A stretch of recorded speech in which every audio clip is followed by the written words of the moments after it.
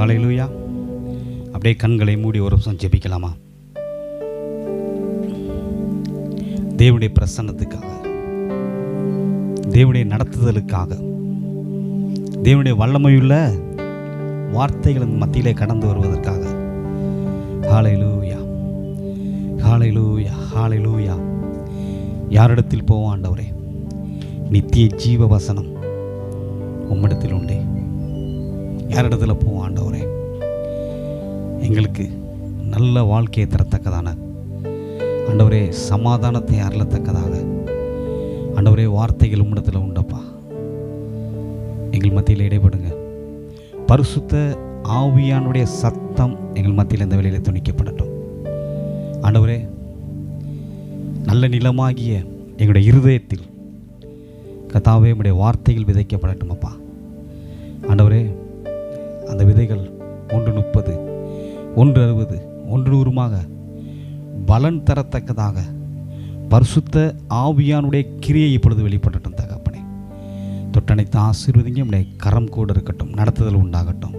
இயேசுவின் நாமத்தினால பிதாவே, ஆமென். ஹல்லேலூயா, ஹல்லேலூயா, ஹல்லேலூயா. கர்த்தர் நல்லவர். ஆமென். கர்த்தர் நல்லவர். என்ன அப்படின்னா, நம் இந்த நாள் வரைக்கும் நிற்பதும் நிர்மூலமாகாமல் இருப்பது அவருடைய சுத்த கிருபையாக இருக்கிறது. ஏன்னா கர்த்தர் ஒவ்வொரு நாளும் நம்மை ஆற்றி தேற்றி அரவணைத்து பாதுகாத்து போஷித்து நடத்தி வருகிறார். ஏன் அப்படின்னா, ஒரே ஒரு நோக்கம் என்னன்னா, நம்மளை அவர் தெரிந்து கொண்டிருக்கிறார். ஆமென். நம்மேல அவர் ஒரு கண்ணோக்கமாக இருக்கிறார். வேதவசனம் சொல்லுகிறது, தம்மை பற்றி உத்தம இதயத்தோடு இருக்கிற தம்முடைய வல்லமையை விளங்க பண்ணும்படி அவருடைய கண்கள் பூமி எங்கும் உலாவிக் கொண்டிருக்கிறது. ஆமென். அப்போ கர்த்தருடைய பார்வை நம்மேல் வருவதற்காக என்ன செய்யணும்? நம்ம பிரயாசப்படணும். அதுக்கு தேவையான கிருபை வரங்களை பெற்றுக்கொள்ளணும். அவரோடு வாழ்வதற்கான ஒரு காரியத்தை அறிந்து கொண்டு செயல்பட்டு நடந்து செல்ல வேண்டும். ஆமென். ஹல்லேலூயா, ஹல்லேலூயா, ஆமென். இந்த நாளிலே நாம் தியானிக்கத்தக்கதான கர்த்தருடைய ஒரு வார்த்தை எடுத்து வச்சுக்கலாம். 2 பேதுரு 1வது அதிகாரம். 2 பேதுரு 1. போன மாதம் பேசுனதுடைய தொடர்ச்சி தான். அதில் அந்த வார்த்தை வல்லமை உள்ளது, அதிகாரம் உள்ளது, மகத்துவமானது அப்படின்னு ஒரு 7 காரியங்களை பார்த்தோம். அந்த வார்த்தை எப்படி எழுதப்பட்டது என்று இன்னைக்கு நாம் தியானிக்கலாம். 2 பேதுரு 1வது அதிகாரம், அதில் 20, 21 வாசிக்கலாமா? சத்தத்தை உயர்த்தி. வேதத்தில் எந்த தீர்க்க தரிசனம்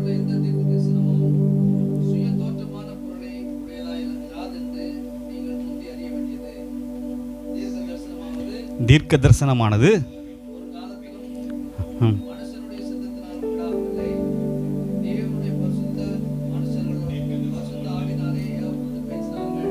ஆமென். தீர்க்க தரிசனமானது ஒரு காலம் மனுஷருடைய சித்தத்தினால் உண்டாகவில்லை. தேவனுடைய பரிசுத்த மனுஷர்கள் பரிசுத்த ஆவியினால் ஏவப்பட்டு பேசினார்கள். ஆமென். இந்த வேதவசனம் தெளிவாய் சொல்லப்பட்டிருக்கிறது. ஏன்னா நம்ம கையில் வைத்திருக்கிற அந்த வேதம் முழுவதும் பரிசுத்த ஆவியினால் ஏவப்பட்டு பேசப்பட்ட வார்த்தைகள். அது எழுதி நம்ம கையில் கர்த்தர் கொடுத்துருக்கிறார். ஆமென். அந்த வார்த்தை தான். ஏன்னா இது ஏதோ ஒரு மனிதன் எழுதலை, ஒரு கற்பனை கதைகள் அல்ல. ஆனால் இது ஜீவனுள்ள தேவனுடைய வார்த்தைகள். ஆமென். அது ஆவியானவரால் எழுதப்பட்டு நம் கையில் இன்னைக்கு கொடுக்கப்பட்டிருக்கிறது. ஆமென். ஏன்னா ஒரு பெரிய விஷயம் என்னென்னா, இதை யார் எழுதினாரோ அவர் தான் நம்மளுக்கு போதிக்கிறார். ஆமென். அவர் தான் நம்மளுடைய நல்ல ஆசிரியராக இருந்து நம்மை போதித்து வழி நடத்துகிறன்னு ஒரு வசனத்தை படிக்கலாமா? யோவான் சுவிசேஷம் 14வது அதிகாரம் 26வது வசனம். 14, 26.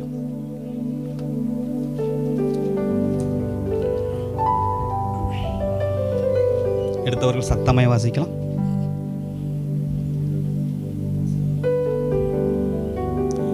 என் நாமத்தினாலே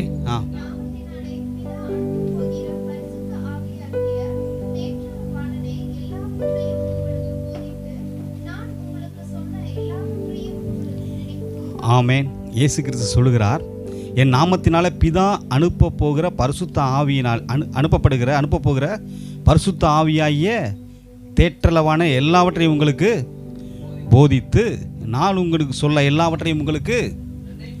ஆமென். 2 காரியத்தை இங்கே இருக்கிறது. ஒன்று போதிக்கிற வேளையில் அவர் நினைப்பூட்டுகிறவராக இருக்கிறார். என்றைக்கோ ஒரு நாள் வசனத்தை படித்திருப்போம். பலிபீடத்தில் வந்து கர்த்தருடைய வார்த்தையை பேசும் பொழுது அந்த வார்த்தையை கர்த்தர் நம்மளை கொண்டு பேசுகிறார். ஏன்னா வசனம் சொல்லுது, பேசுகிறோம் நீங்கள் அல்ல, உங்களுக்குள்ளேருந்து பரிசுத்த ஆவியானவர் பேசுகிறார். ஆமென். அப்போ இப்போ பரிசுத்த ஆவியானவர் பேசுவதற்கு இப்போ நம்ம இன்னைக்கு பார்க்க போகிற காரியம் தான். ஆவியானவர் நம்ம மூலமாக பேசுவதற்கு 2 விதமான தகுதி தேவைப்படுகிறது. அது என்ன தகுதின்னு தான் இன்றைக்கி நம்ம செய்ய போகிறோம், பார்க்க போகிறோம். முதலாவது, தேவ ஆவியானவர் நம்மை கொண்டு பேசணும்னா நம்மளுக்கு அழைப்பு இருக்க வேண்டியது அவசியமாக இருக்கிறது. ஆமென். தெரிந்து கொள்ளப்பட்ட ஒரு பாத்திரமாக இருந்தால் நம்ம போய் நின்றோம்னா இங்கே நம்ம மூலமாக கர்த்தர் வெளிப்படுவார். ஏன் அப்படின்னா வசனம் சொல்லுது, ஊழியக்காரனை குறித்து அவன் சேனையுடைய கர்த்தருடைய தூதன் என்று சொல்லப்பட்டிருக்கிறது. அப்போ நம் மேல் இருக்கிற அழைப்பு என்ன செய்யுது அப்படின்னா தேவனுடைய வார்த்தையை வெளியே கொண்டு வரும், நம் மூலமாக வெளிப்படுகிறதா இருக்கிறது. ஆமென். வெளிப்படுகிறதா இருக்கிறது. ஏன்னா ஒரு வசனத்தை பார்க்கலாம், அதுக்குரிய ஆதாரத்தை எடுத்து நான் உங்களுக்கு காட்டுகிறேன். எலியாவை குறித்து சொல்லப்பட்டிருக்கிறது. கெரித் ஆற்றங்களில் ஒளிந்து இருந்துக்கிறாரு. அதுக்கப்புறம் என்ன செய்கிறாரு, சாரிபாத்துடைய ஒரு உதவியின் வீட்டில் தங்கியிருக்கிறாரு. தங்கியிருக்கும் பொழுது அவருடைய மகன் மரித்து போகிறான். மரித்து போனதுக்கப்புறம் என்ன செய்கிறாரு, கர்த்தர் தம்முடைய கிருபையினால் என்ன செய்கிறார், அந்த மகனை உயிரோடு மீட்டுக் கொள்கிறார் அவர் மூலமாக. அப்போ அந்த தாய் வந்து சொல்லுகிற ஒரு வார்த்தை,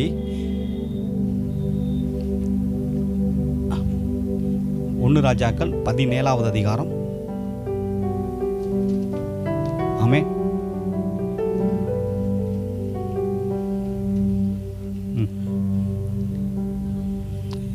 24. அப்பொழுது அந்த ஸ்திரீ, நீ தேவனுடைய மனுஷன் என்றும்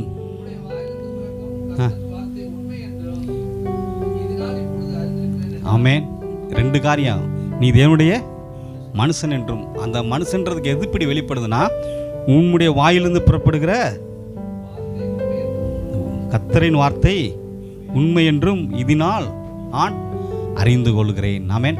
அப்போ கர்த்தருடைய மனுஷனுக்கு, தேவனுடைய மனுஷனுக்கு வாயிலிருந்து புறப்படுகிற அந்த கர்த்தருடைய வார்த்தையின் மூலமாக கர்த்தரை இந்த பூமியிலே பிரதிபலிப்பதற்காக கர்த்தர் நம்மை தெரிந்து கொண்டிருக்கிறார். இங்கே இருக்க எல்லாத்துக்குமே அழைப்பு இருக்கிறதுனால கர்த்தருடைய ஆவியானவர் பகிரங்கமாக பேசுவதற்கு பிரயாசப்படுகிறார். ஆமென். ஏன்னா வேதவசனம் சொல்லப்பட்டிருக்கிறது, பவுல் போய் பிரசங்கம் பண்ணுகிறார். அப்போ அந்த லீதியானின் இருதயத்தை திறக்கத்தக்கதாக, அதாவது பவுல் சொல்வதை கவனிக்கத்தக்கதாக கர்த்தர் இருதயத்தை திறக்கிறார். இன்னொருத்தர குறுநிலை வீட்டில் பார்க்கும் பொழுது, நசரேனாகிய இயேசுவை தேவன் பரிசுத்த ஆவியினால் வல்லமையினாலும் அபிஷேகம் பண்ணினார். தேவன் அவரோடு இருந்தபடியினால் நன்மை செய்கிறவராயும் பிசாசின் வல்லமையிலாகப்பட்ட யாவரையும் குணமாக்கும்படி சுற்றி திருந்தான்னு சொல்லிக்கிட்டு இருக்கும் பொழுதே என்ன செஞ்சாங்கன்னுக்குள்ள பரிசுத்த ஆவியினுடைய அபிஷேகம் அந்த இடத்துல ஊற்றப்படுகிறது. ஆமென். அப்போ ஒரு காரியம் என்ன அப்படின்னா, தேவனுடைய மனுஷன் என்று நம்மை அங்கீகரிப்பது கர்த்தருடைய வார்த்தை. ஆமென்.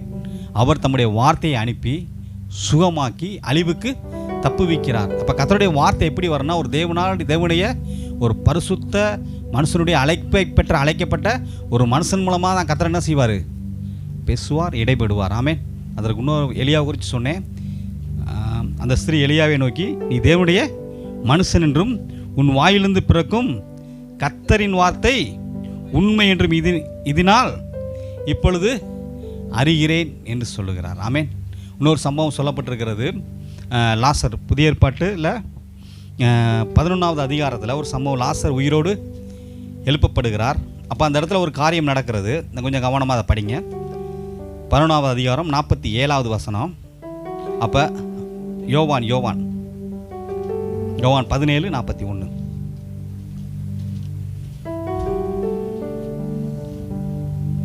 சாரி 11 11:47.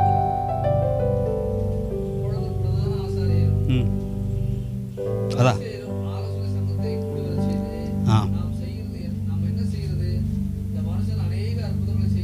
இயேசுவை குறித்து சொல்லப்பட்டிருக்கிறது. லாசர் உயிரோடு எழும்பிட்டார். இது நிமித்தமான சரி, நாங்கள் ஒரு ஆலோசனை சங்கத்தில் ஏதாவது பிரதான ஆசாரியரும் பரிசேயரும் ஆலோசனை சங்கத்தை கூடி வர செய்து, நாம் என்ன செய்கிறோம், இந்த மனுஷன் அநேக அற்புதங்கள் செய்கிறானே என்று சொல்லி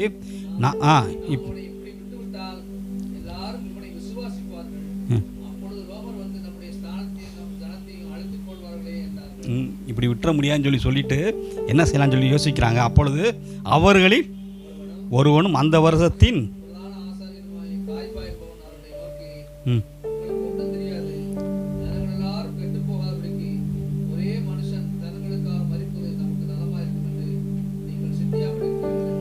ஜனங்கள் எல்லாரும் கெட்டு போகாதபடிக்கு ஒரே மனுஷன் ஜனங்களுக்காக நமக்கு நலமாய் இருக்கும் என்று நீங்கள் சிந்தியாமல் இருக்கிறீர்கள் என்றார். அடுத்து அதை அவன் சுயமாய், இதான் மெயின், அவன் அதை சுயமாய் சொல்லாமல் அந்த வருடத்து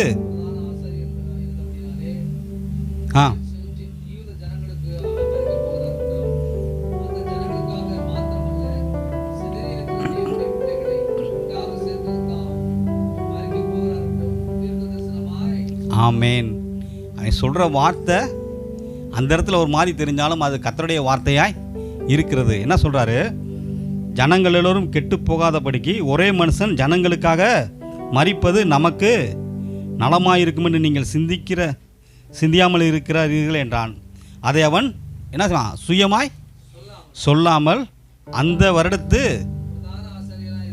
பிரதான ஆசிரியராக இருக்கிறபடியால் அவன் தீர்க்க தரிசனமாக இந்த இடத்துல சொல்லுகிறான். ஆமேன்.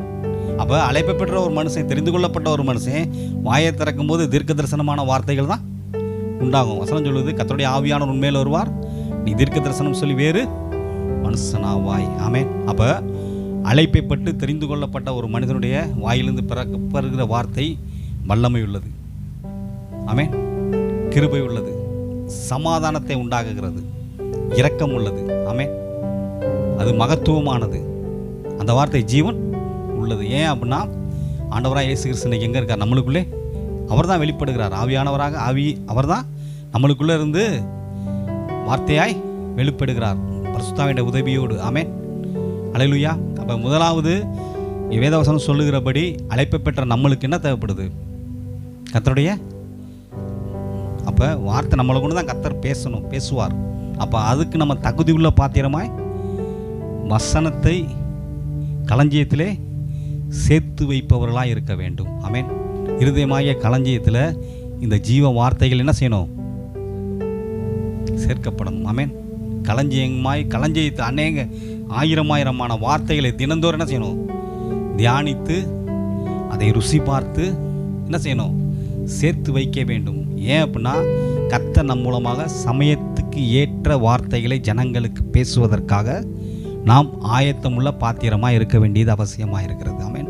உள்ள வசனம் இருந்தால் கர்த்தர் எப்படி பேசணுன்னாலும் அவர்னால் வசனம் உள்ளே இருந்துச்சு அப்படின்னா வசனத்தின் மூலமாக ஜனங்களுக்கு பேசுவார். ஏன் வசனம் சொல்லுது?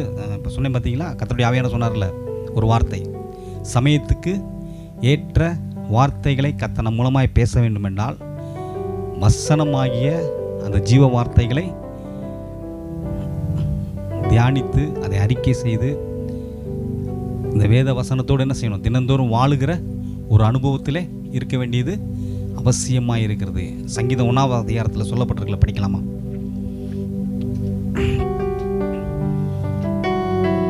கர்த்தர் கொடுத்தப்பட்ட அந்த பெரிய வேலைக்கு நாம் தகுதியுள்ள ஒரு பாத்திரமாக மாறணும்னா எடுக்கலாம், படிக்கலாம். 2வது வசனம் 1ஆவது அதிகாரத்தில் இரவும் பகலும்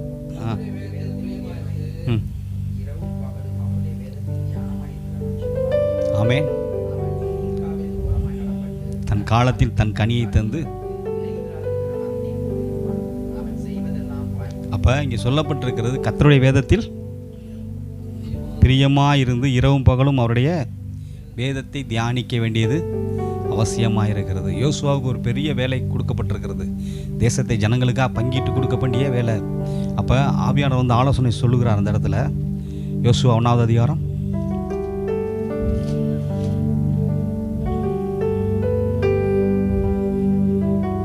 8வது வசனம். இந்த நியாயப்பிரமாண புஸ்தகம் வாயை விட்டு இதில் எழுதியிருக்கிறவை எல்லாபடியெல்லாம் நீ செய்ய கவனமாக இருக்கும்படி இரவும் பகலும் அதை தியானித்து கொண்டிருப்பாயாக. அப்பொழுது உன் வழியை அப்பொழுது புத்திமானாய். படிக்கலாமா? எல்லாரும் வசனம் திரும்ப படிக்கலாமா? 8வது வசனம் சரி. இந்த நியாயப்பிரமாண புஸ்தகம் உன் வாயை விட்டு இது எழுதியிருக்கவெல்லாம் படி நீ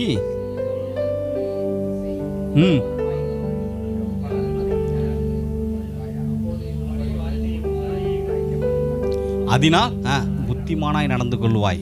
அப்போ கர்த்தருடைய வேலை செய்ய நம்ம முதலாவது இரவும் பகலும் இந்த வேதத்தில் தியானமாக இருக்க வேண்டியது அவசியமாக இருக்குது. இந்த வேதத்தை அறிந்து புரிந்து அதற்படி என்ன செய்யணும், வாழ வேண்டியது அவசியமாக இருக்கிறது.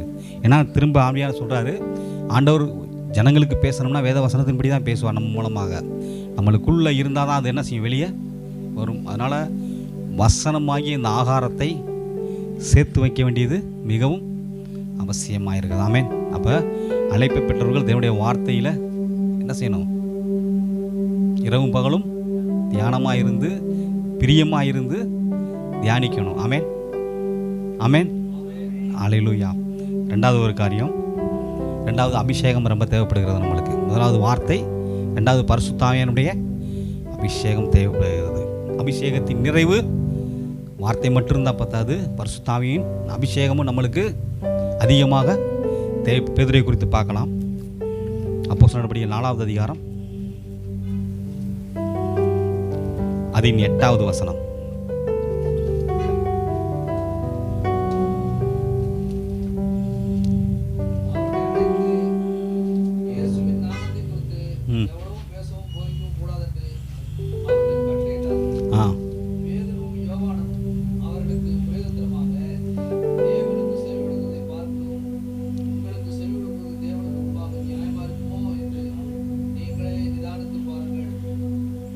படிக்கலாம்.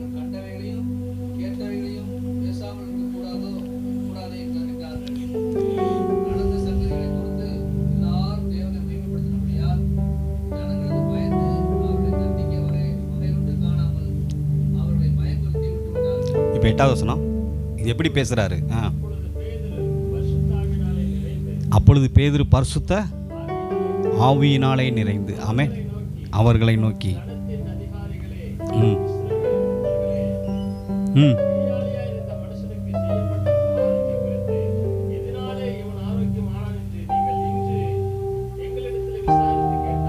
உங்களால் சிலுவையில் அறையப்பட்டவரும் தேவனால் மரித்தெழுந்து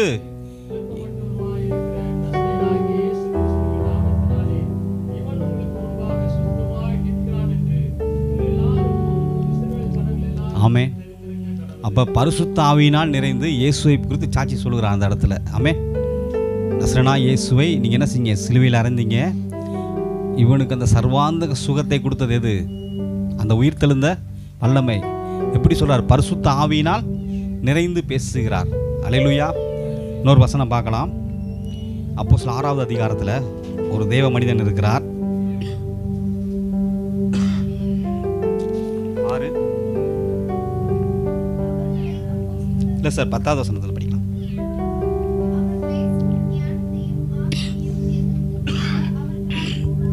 ஸ்தேவானை குறித்து போட்டிருக்கு. இல்லை, தண்ணி வேணாம். ஸ்தேவானை குறித்து போட்டிருக்கு. அவன் பேசின ஞானத்தையும் ஆவியையும் எதிர்த்திருக்க அவர்களால் என்ன செஞ்சான் சொல்லப்பட்டிருக்கு. ஸ்தேவான் பரிசுத்த ஆவியும் வல்லமையும் விசுவாசமும் நிறைந்த ஒரு மனிதன். ஆதியாமத்திலிருந்து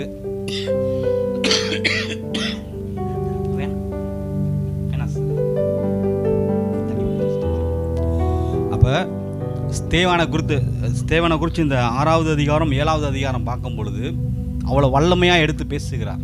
அவர் பேசுகிறது எப்படி அவன் பேசின ஞானத்தின் ஆவி எதிர்த்து அவர்களால் கூடாது இருந்தது. ஆமென். எப்படி நான் பரிசுத்த ஆவியினால் நிறைந்து பேசுகிறார். ஆமென். பரிசுத்த ஆவியினால் நிறைந்து பேசுகிறார். அப்போ பரிசுத்த ஆவி நிரப்பப்படும் பொழுது நம்மளுக்குள்ளே இருக்கிற வார்த்தை என்ன செய்யும்? வல்லமையாய் வெளிப்பட ஆரம்பிக்கும். அல்லேலூயா. அப்போ இன்னொரு மனுஷன் இருக்கிறாரு. அப்போஸ்தலர் 11வது அதிகாரம். நிறைய வசனம் எடுக்கிறனால சுருக்கமாக சொல்லி முடிச்சிடறேன். 11:22 வாசிக்கலாம். பர்னபாங்கிற ஒரு தேவ மனிதன்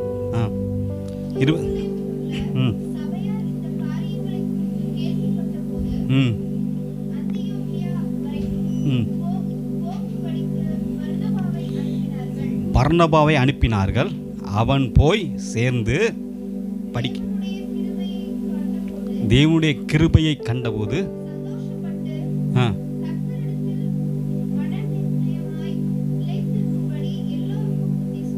எல்லோருக்கும் புத்தி சொன்னான். அடுத்து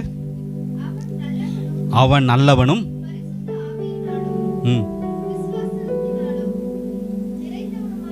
அவன் நல்லவனும் பரிசுத்த ஆவியினாலும் விசுவாசத்தினாலும் இப்படி தானா நிறைந்தவனாயிருந்தான்.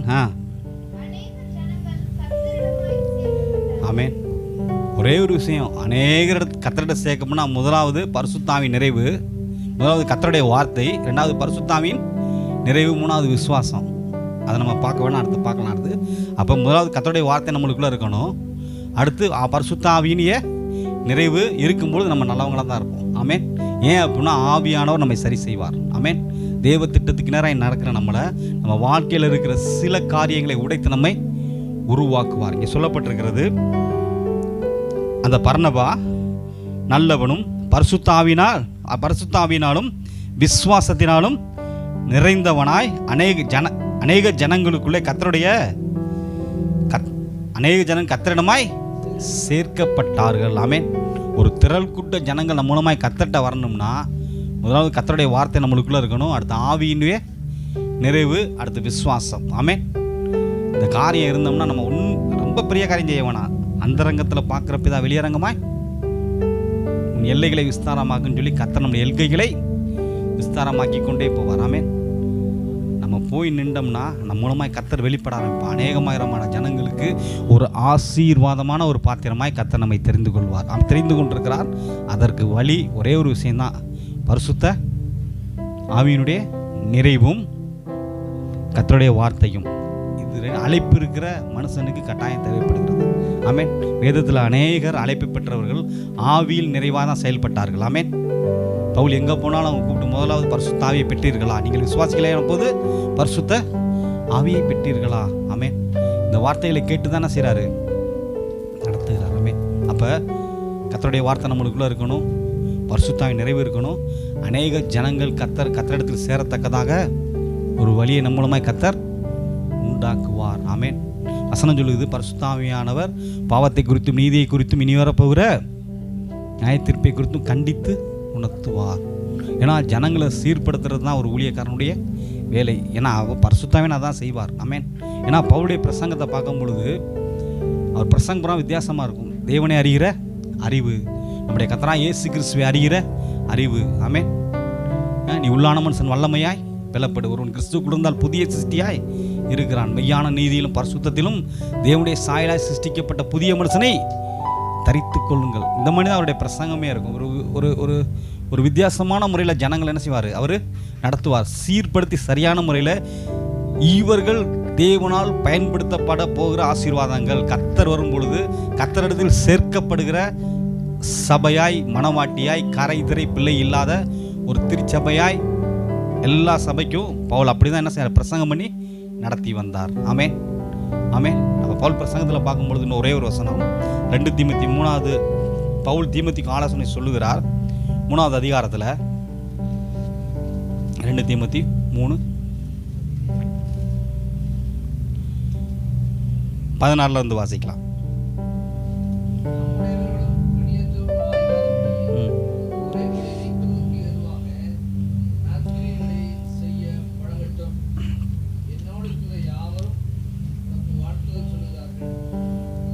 எது படிக்கிறீங்க இப்போ? 2 தீமோத்தி 3வது அதிகாரம்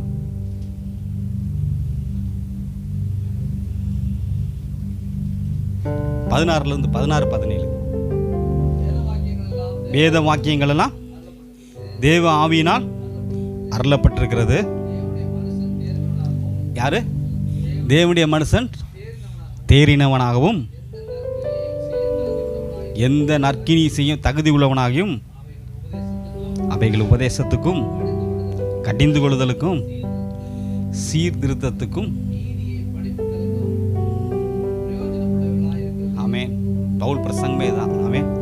வேத வசனங்கள்லாம் தேவ ஆவியினால் அருளப்பட்டிருக்கிறது. தேவனுடைய மனுஷன் தேறினவனாகவும் எந்த நற்களையும் செய்ய தகுதியுள்ளவனாகவும் இருக்கும்படிக்கு. ஆமென். அல்லேலூயா. இதுக்கு தான் கர்த்தர் நம்ம அழைத்திருக்கிறார். இதுக்கு தான் இந்த வேத வசனத்தை கையில் நம்ம கையில் எழுதி கொடுத்திருக்கிறார். ஆமென். அவைகள் உபதேசத்துக்கும் கடிந்து கொள்ளுதலுக்கும் சீர்திருத்தங்களுக்கும் நீதியை படிப்பிக்கிறதற்கும் பிரயோஜனமுள்ளதாக இருக்கிறது. ஆமென். இந்த வேதவசனம் அப்படி தான் இருக்கிறது. கொலோசியர் 1வது அதிகாரம் படிக்கலாம். 28வது வசனம்.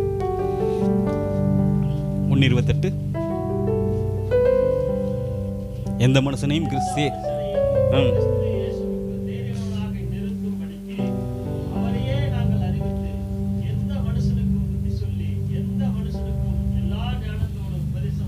ஆமென். பவுல் கூட பரிசுத்தாவின செயல்பட்டாரா? செயல்பட்டார். அப்போ பரிசுத்தாவின செயல்படுகிற மனுஷன் இப்படி தான் பண்ணுவாங்க. எந்த மனுஷனையும் கிறிஸ்தேசுக்குள் தேறுவதற்காக, தேறி நிறுத்துவதற்காக, தேவனுக்காய் நிலை நிற்பதற்காக, தேவனோடு உறவாடுவதற்காக, தேவ வல்லமையை பெற்றுக்கொண்டு இயேசுக்கு சீசனாய் மாறுவதற்காக இப்படி தான் பவுல் ஊழியம் பண்ணார். சொல்கிறாரு, எந்த மனுஷனையும் கிறிஸ்தேசுக்குள் தெரிந்தவனாக இருக்கும்படிக்கு அவரே நாங்கள் அறிவித்து எந்த மனுஷனுக்கும் புத்தி சொல்லி எந்த மனுஷனும் எல்லா ஞானத்தோடும் உபதேசம் பண்ணுகிறோம். இதுக்கு பல காரியங்கள் செய்கிறதுக்கு பின்னால் ஒரு காரியத்தை சொல்கிறார் அடுத்த வசனத்தில். அதற்காக நான் எனக்குள்ளே வல்லமையாய் நடப்பிக்கிற அவருடைய பலத்தின்படியே போராடி பிரயாசப்படுகிறேன். அப்போ நம்ம மேலே வசனத்தை மட்டும் பார்த்துட்டு போயிடுவோம். கீழே ஒரு வசனம் இருக்குது. இவ்வளோ காரியத்தை செய்யணும், எனக்குள்ளே ஒரு வல்லமை இருக்கிறது, எனக்குள்ளே ஒரு வல்லமை இருக்கிறது. இங்கே இருக்கிற நம்மளுக்கு எல்லாத்துக்குள்ளேயும் ஒரு வல்லமை இருக்கிறது. அந்த வல்லமை கிரியை செய்வதற்காக, அந்த வல்லமை கிரியை செய்வதற்காக போராடி என்ன செய்யணுமா? பிரயாசப்பட வேண்டியது அவசியமாக இருக்கிறது. அந்த பிரயாசம் என்ன பிரயாசம்? இரவும் பகலும் வேதத்தில் தியானமாக இருந்து, பிரியமாக இருந்து தியானமாக இருக்கிற ஒரு அனுபவம், பரிசுத்த ஆவியின் நிறைவோடு இருக்கிற ஒரு அனுபவம். இந்த 2 அனுபவத்தில் நம்ம இருந்துட்டோம்னா எந்த மனுஷனையும் கிறிஸ்தேசுக்குள் தேறினவனாய் நிலை நிறுத்த முடியும். ஆமென். எந்த மனுஷனையும் கிறிஸ்தேசுக்குள் தேறினவனாய் நிலை நிறுத்த முடியும். இதற்காக தான் கர்த்தர் நம்மை தெரிந்து கொண்டிருக்கிறார். ஆமென். அப்போ கொஞ்ச நேரம் ஜெபிக்க போகிறோம். கண்களை மூடலாமா? முடிஞ்சா எந்திரிச்சு நின்று, ஆண்டவரே எனக்குள்ள அந்த உயிர் தெழுந்த வல்லமை ஆண்டவரே. பர்னபா குறித்து போட்டிருக்கு, அவன் நல்லவனும் பரிசுத்தாவியால் நிறைந்தவனும் விசுவாசத்தால் நிறைந்தவனும் இருக்கான். அநேக ஜனங்கள் கர்த்தரிடத்தில் சேர்க்கப்பட்டாங்களாம்.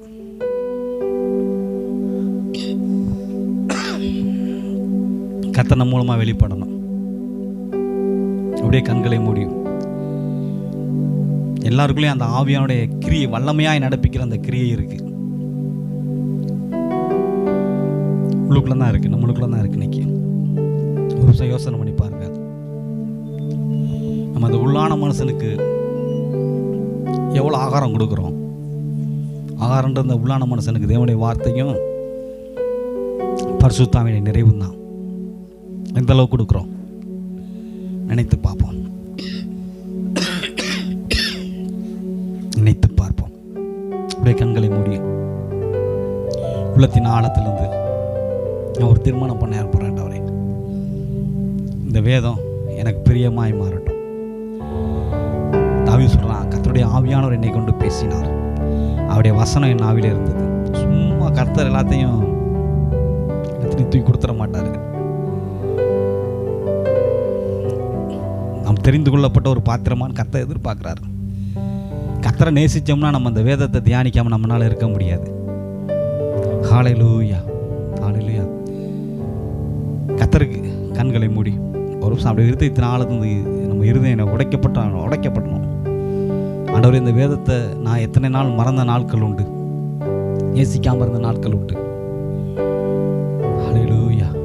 ஏன்னா கர்த்தர் ஆபிரகாமை தன் சிநேகிதன்னு சொன்னதுக்கு ஒரே ஒரு காரணம் என்னன்னா, தேவனை அதிகமாக நேசித்தார். அதுக்கு உதாரணத்தை ஒரு வசனம் சொல்கிறேன் நான். அப்படியே நின்றுக்கிட்டு பைபிள் எடுங்க. தன் மகனாகிய ஈசாக்கை பலியிட கொண்டு போகிறாரு.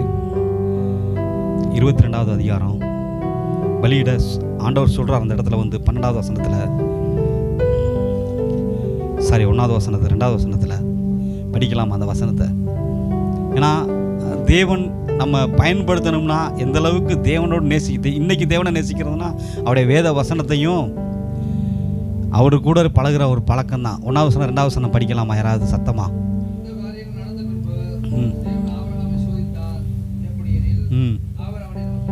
அவர் அவனை நோக்கி ஆபிரகாமை நோக்கி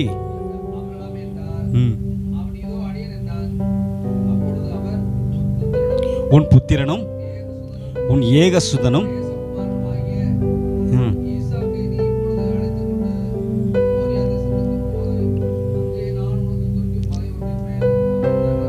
ஆமென்.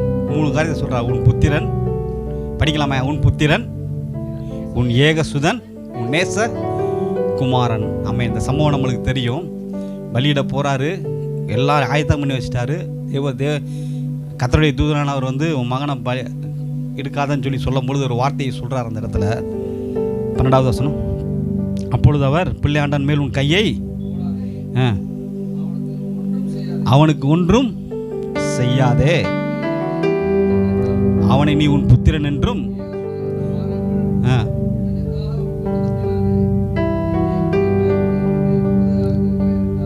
என்னமா ஒரு வார்த்தையை காணாம இந்த இடத்துல. எதை காணா? புத்திரன் இருக்கிறாரு, ஏகசுதன் இருக்கிறார், நேசகுமாரன் எங்க போனாரு? இல்ல.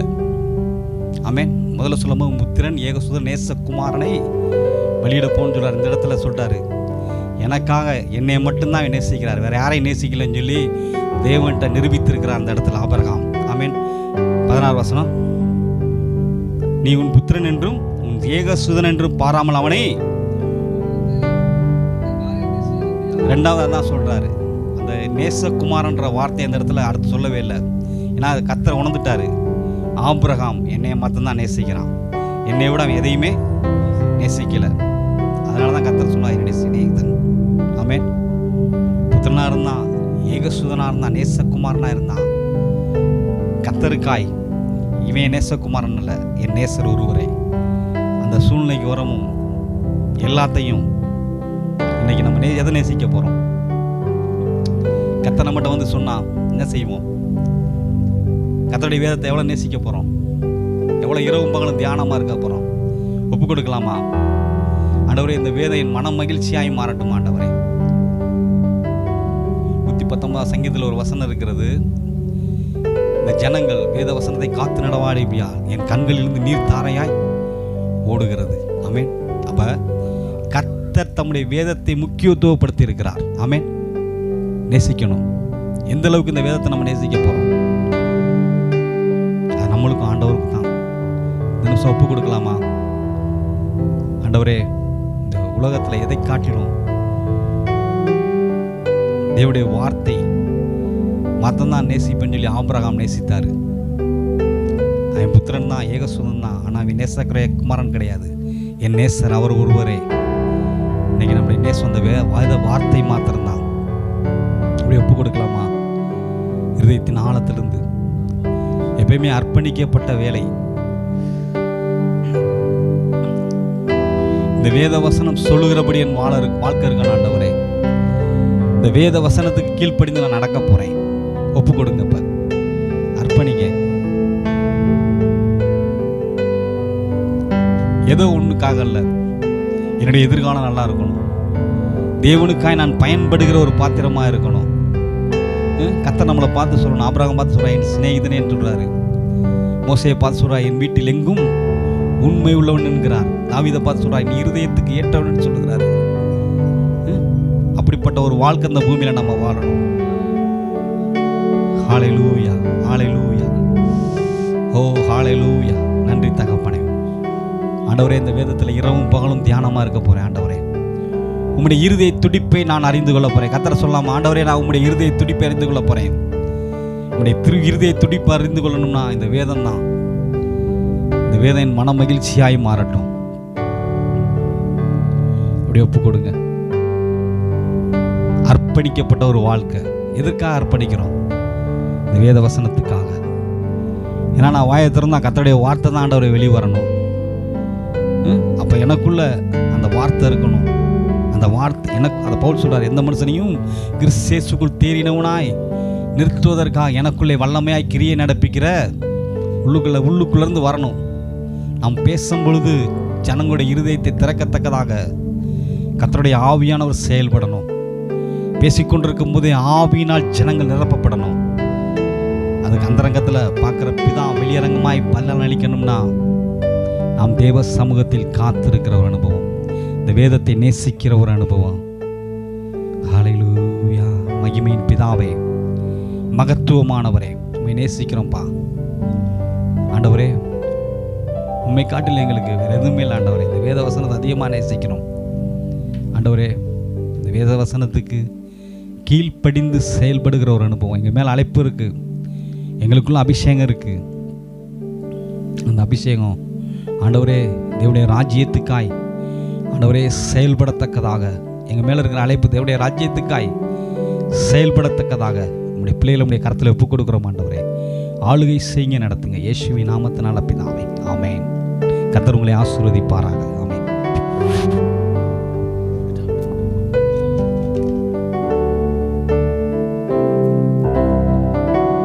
அருமையான வார்த்தைகளை நாம் கேட்கும்படி கர்த்தர் உதவி செய்தார். எல்லாரும் கரங்களை உயர்த்தி கர்த்தருடைய நாமத்துக்கு மகிமை செலுத்துவோம். ஸ்தோத்திரம் கர்த்தாவே. இன்னைக்கு நாம் அவரை எப்படி நேசிக்க போகிறோம்? அவர் இங்கே மாம்சமாக இல்லை, ஆவியாக இருக்கிறார். வேதம் சொல்லுகிறது தேவனுடைய வார்த்தையும் ஒன்று. இன்றைக்கி வார்த்தையை எந்த அளவுக்கு நேசிக்கிறோமோ அவரை எந்த அளவுக்கு நேசிக்கிறோம்.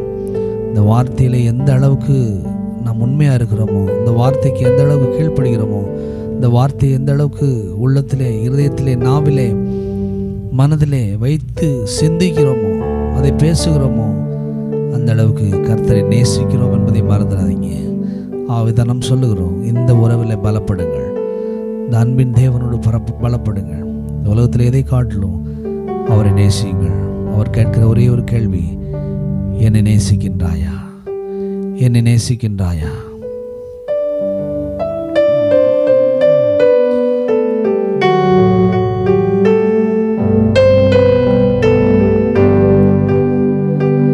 என்னை நேசிக்கின்றாயா? என்னை நேசிக்கின்றாயா?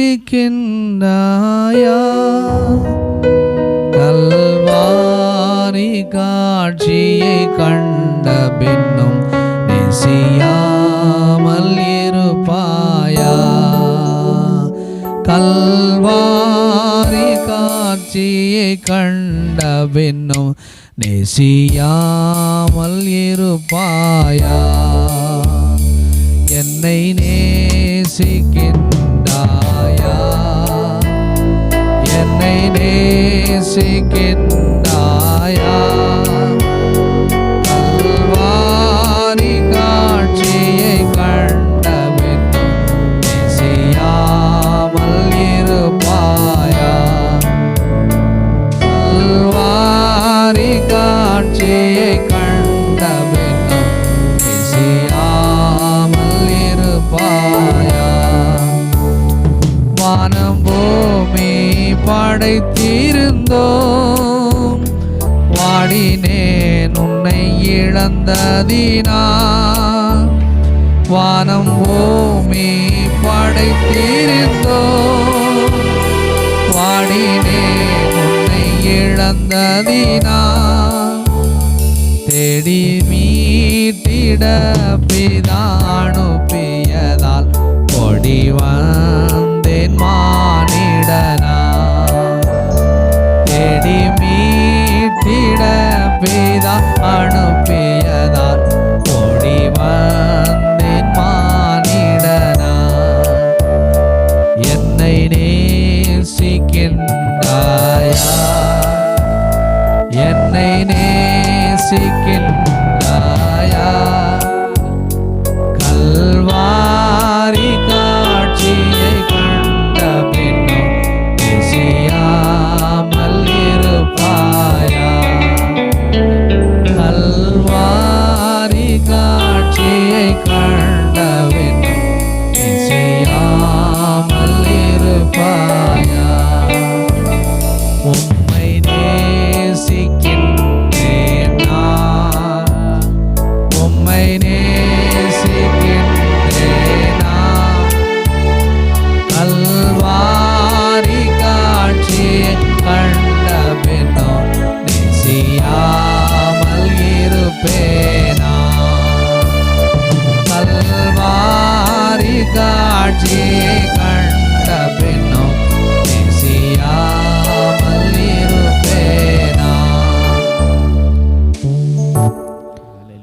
ஆபிரகாமை போல கடவுளை தவிர நாம் நேசிப்பதற்கு வேறு எதுவும் இல்லை என்று நிரூபிக்க வேண்டும். கர்த்தர் எதிர்பார்க்கிறார். ஹல்லேலூயா. உள்ளத்தின் ஆழத்தில் அவரை நேசிப்போம். உங்களுடைய வார்த்தையில் தியானமாக இருப்போம். கர்த்தர் உங்களை நிறைவாக ஆசீர்வதிப்பாராக.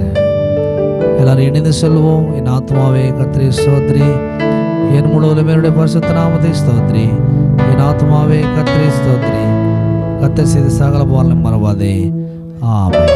நம்முடைய கர்த்தராகிய இயேசு கிறிஸ்துவின் கிருபையும் பிதாவாகிய தேவனுடைய அன்பும் பரிசுத்த ஆவியானவருடைய அன்யோன்ய ஐக்கியமும் இன்னைக்கும் என்னைக்கும் சதா காலங்களிலும் நம் அனைவரோடும் இருப்பதாக. ஆமென். God bless you. இணைந்திருந்த உங்கள் யாவரையும் கர்த்தர் நிறைவாய் ஆசீர்வதிப்பாராக.